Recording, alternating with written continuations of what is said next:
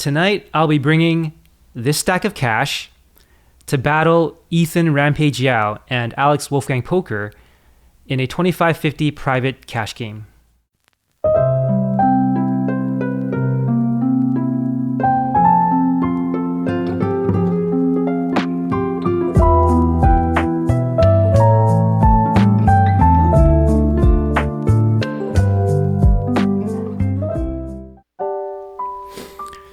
All right, so Rampage and Wolfgang are right now on a road trip across Canada. I think it's an 11 or 12-day venture in total, and they're live streaming every day. You can catch them on Rampage's channel, Wolfgang's channel, or WPT.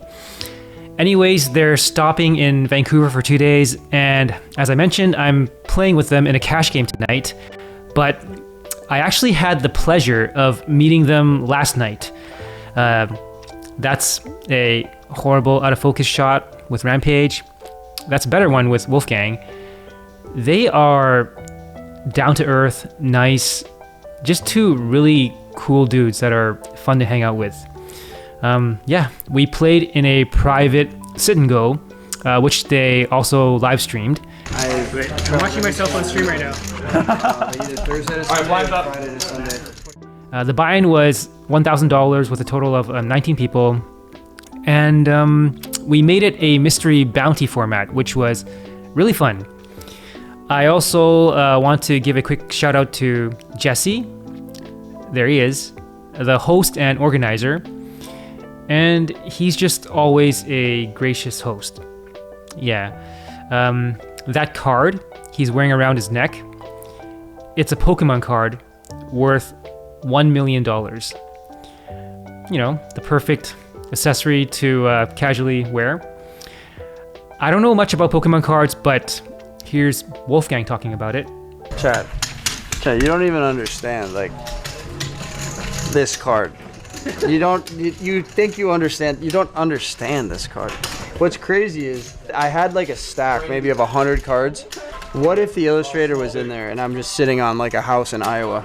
I just gave away a house in Iowa. There's only 39 copies that were printed. Yeah, okay, we'll scrap that. It's not a set card, so. Thank you for allowing me to sleep tonight. So check out their channels for the full stream if you're interested. I did not vlog my session. I ended up winning. First place. Yeah, so first place prize plus my bounties, I cashed out with $8,200. That's a profit of $7,200. Not bad at all for one night. I'll share a couple pivotal hands from memory. Yeah, the numbers are not going to be exact. This hand, I pick up 3-5 of spades in the big blind. My stack at that time was around 16 big blinds. An early position raises to 2 BBs. Everyone folds to the small blind, who was super short and is just all in. I actually contemplated a little bit, but I decided to defend. So it's three-way, but technically heads up for a potential side pot, to a flop of 9-10-5 with 1 spade. I check. The villain c-bets for 2 BBs. At this point, I don't really like calling here. Continuing to play out of position. Folding is okay, but this flop should really favor my range a lot more than his. Opening from early. And also because this is a bounty tournament, the small blind's bounty is up for grabs, which is a big factor.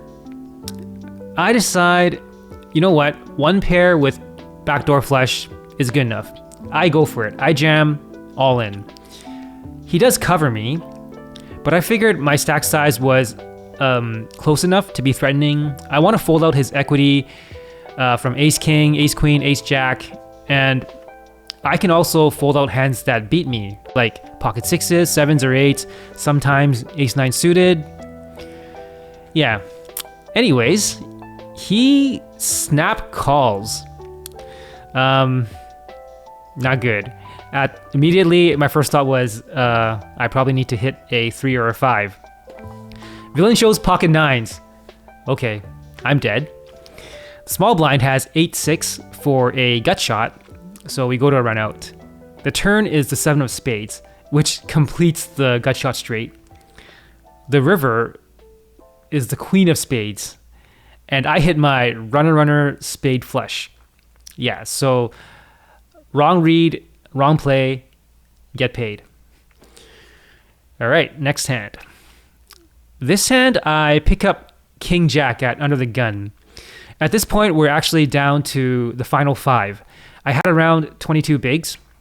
I raised to 2 BBs. And only the big blind, Jesse, defends. He has around 15 bigs behind. It's heads up into a flop of King 9-5. I'm not sure if I actually remember the exact cards correctly. But anyways, the texture is more important here. Where am I? King high flop with 2 other not so connected cards. Jesse checks. I see bet for 1 BB. Jesse thinks for a bit and calls. The turn pairs the bottom card. Jesse checks again. At this point, my holding is still really strong. Top pair with good kicker. It's possible, but I'm not too concerned about him spiking trips with 5x. So I'm putting him on a range of pocket pairs, 9x, not as likely weaker king x, and maybe some kind of weird gut shot straight. I decide to keep it cheap and target all those hands to stay in. I bet 2 BBs. Again, Jesse thinks for a bit and calls. The river is a spade that completes a backdoor flush and also a straight possibility as well. Jesse checks to me yet again. Now I have a decision to make. I think taking a showdown is fine. There's not a lot of value hands he has that loses to me that can like comfortably call a third barrel anyways. So if I want to play it safe, I can just check and avoid traps, which Jesse is certainly capable of doing. But I decide to go big. I jam all in for what I'd say is thin value right now. Jesse tanks for quite a while, which is a good sign. So my thought is the strong hands that beat me, like flushes and straights, are not checking that river. Stronger King X would have either 3-bet preflop or raise at some point. So I'm now purely targeting his bluff-catching hands, which I'm putting in the range of 9x, weaker pocket pairs, and a missed gut shot that paired the river. Because my line could be bluffy, right? Small bet, jam river. He continues to tank, and finally, he calls.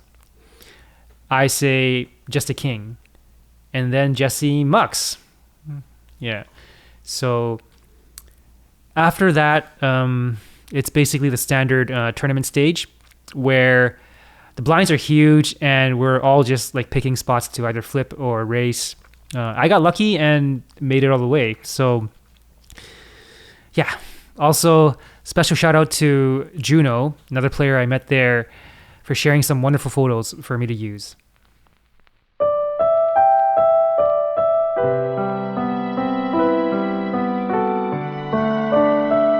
All right, I have arrived to the location of the private cash game, and it is a $40 million mansion. I'm gonna go in and hopefully take some shots to show you guys.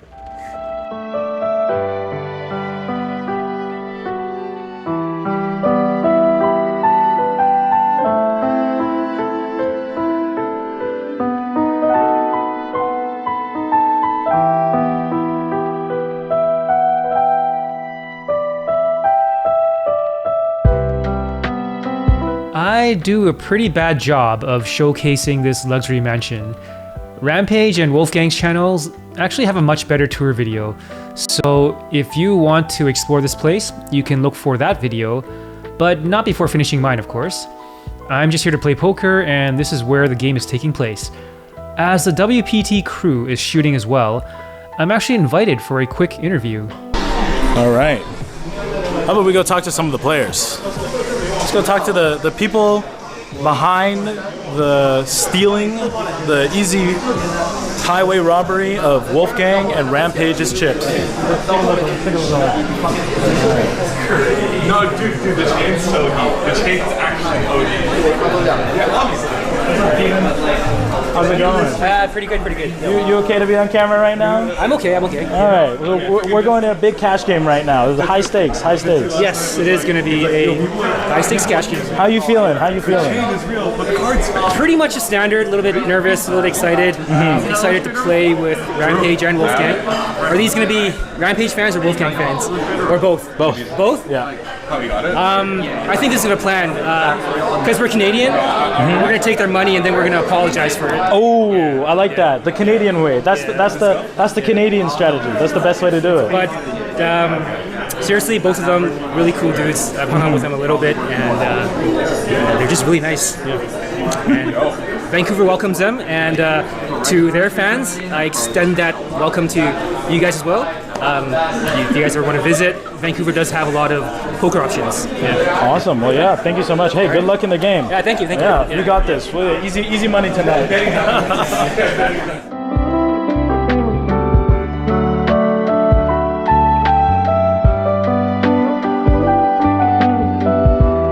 Let's be real, this is pretty high stakes for me and maybe some other people, but to Rampage, this is chump change.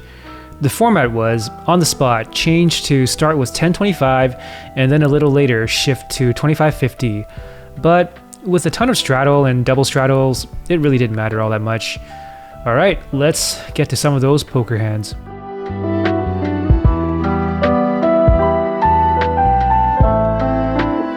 This hand, I pick up ace-4 of diamonds at the cutoff. There's a straddle to $50, and then a double straddle to $100, and then Wolfgang triple straddles to $200. Rampage, now under the gun, raises to $450. Action folds to me, and I call. Everyone else folds, except for Wolfgang, who calls and defends his triple straddle. It's three-way into a flop of ace-4-5 with two hearts. Both of them check to me. Awesome flop hitting two pair, which I suspect right now is actually overkill. The most value I'm gonna get is from someone with a flush draw or someone with an ace. Since they both checked, it's very unlikely for either of them to have an ace. I bet $500. Wolfgang thinks for a bit and calls. Rampage folds. The turn is a 6. Wolfgang checks again. I take a peek at his stack and I figured the SPR is close enough. There's no point of putting in another bet on the turn to jam the river. The board is as draw heavy as it can get. I go all in. Wolfgang folds.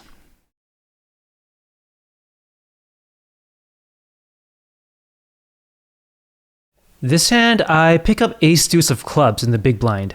The low jack opens to $100. Wolfgang and the hijack calls. The button and small blind also call. I have great odds with a pretty hand. Calling and closing the action is totally fine, I think. But against a pretty late position open with so many callers and dead money, I think the better option is to 3-bet squeeze here. I raise it to $600. The low jack, the initial raiser, calls. Wolfgang decides to 4-bet jam with around $13.50. Everyone folds and the action is back on me. A bit of context to add is that the progressive nit game is on. Wolfgang is, at this point, in need of a nit button.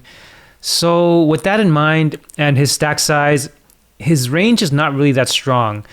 My ace high can be beating him, but the low jack is in there, complicating things. I don't want to cold call and invite him in with odds, because playing my hand out of position is not that great. It's hard to say if I'm ahead of the low jack, but since he only cold called my 3-bet, and I block aces and ace king, I decide to squeeze him out to basically get in a race with Wolfgang. I jam all in. The villain tanks for a bit and eventually folds. This hand was captured by the WPT livestream camera, so we can do this. Oh no, this does reopen. 112. Every time I play, like how you 1355. Oh, mine too.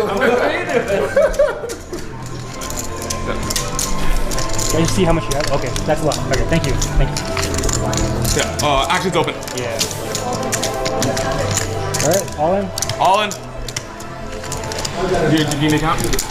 No. Okay. So next orbit, we'll just after this, the net game is over, then we do 25-50. Favorite fan, Sentinel Boy, just said, just $7,999,920 more dollars. We're back. Thanks, Sentinel Boy. Oh, it's over there. Okay. Change something after. Okay. All right. One time. One go. Up deuce versus Jack. One time. Yeah, one time. Wolfgang is all in here. Okay. Here comes a Jack. At the 3. They're saying we're playing for the Canadian pesos? Yeah. What the heck? I'm tilted. And there it is, folks. Trips. All right. So it's Wolfgang. As you can see, my ace high does not hold, so I welcome Wolfgang to Canada with some of my Canadian dollars. If he makes a short on this hand, that means I just got banged. Bang! This hand, I pick up ace 10 of diamonds at the cutoff. Everyone folds to me and I open to $150. Only Jesse in the big blind defends. It heads up into a flop of king 10-5 rainbow. Jesse checks. Not a bad flop at all, hitting second pair. I'm most likely taking it down with a c-bet. I decide to be a little tricky here. I check back to underrep my hand and open up the option of betting big on later streets for thin value if Jesse happens to have showdown value. The turn is another 10. He checks again. My hand just keeps getting better. I now go for a delayed c-bet of $150 and he just folds. This hand, I pick up ace-7 of spades in the small blind. Wolfgang in the low jack opens to $150. The action folds to me. I can 3-bet squeeze here, but after playing for a while now, I've realized that Wolfgang is pretty tight. His opens have leaned towards premiums, so I don't want to expose myself to face a 4-bet. I decide to cold call. The big blind folds. It heads up into a flop of 5-7-10 rainbow. I check. Wolfgang c-bets for $150. Very nice to hit, well, to flop a pair. I'm putting him on a pretty narrow range, so on a 10-high board, I think I'm good against a lot of ace-king and ace-queen holdings. I'm not strong enough to check raise though, so I just call. The turn is a 9, which is essentially a brick. I check again, basically trying to navigate the showdown. Wolfgang checks back, which to me is a great sign. The river is a queen. Not a great card. Some of his holdings beat me now with the range I put him on. If I go for a check call line, I might face a pretty big bet. I decide to go for a small blocker bet in this spot and set my own price for showdown, so to speak. If he raises, I am ready to fold. I bet $150. Wolfgang calls. We table our hands, and I lose to pocket kings. Well played, sir.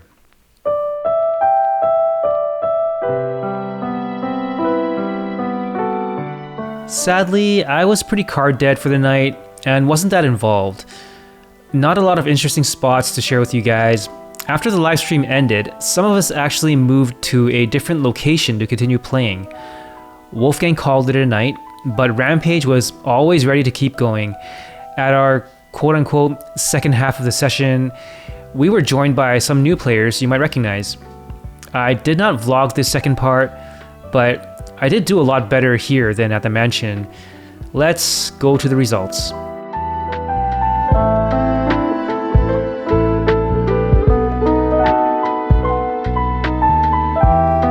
On to the results. We ended up finishing at around 4:30 a.m. I was so tired. Near the end, I was almost falling asleep at the table. Not sure if it's because I was mentally drained, but throughout the night, I managed to track my own money incorrectly. At the mansion, I thought I was down around 6K, which is really not that big of a swing in this game. But after heading to our second location, aka Jesse's place, I made most of it back, which is nice, but I did think I would end up being down a little. When I went home and counted everything, I was actually up a little. So I guess that's a pleasant surprise. I brought with me $30,000 and ended up with $30,600. Yeah, that's pretty much it. Some final thoughts. As I'm filming this right now, it's the day after the session. I'm still really tired. I just slept for around 2 hours. But I do want to get this one out quickly so I can tell you guys to check out the rest of Rampage and Wolfgang's road trip. Wolfgang kept forgetting my name. So there was sort of this running joke about that later on.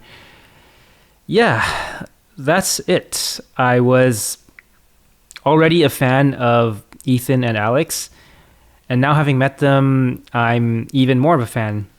They have accomplished so much, and I hope they continue to be successful. Yeah.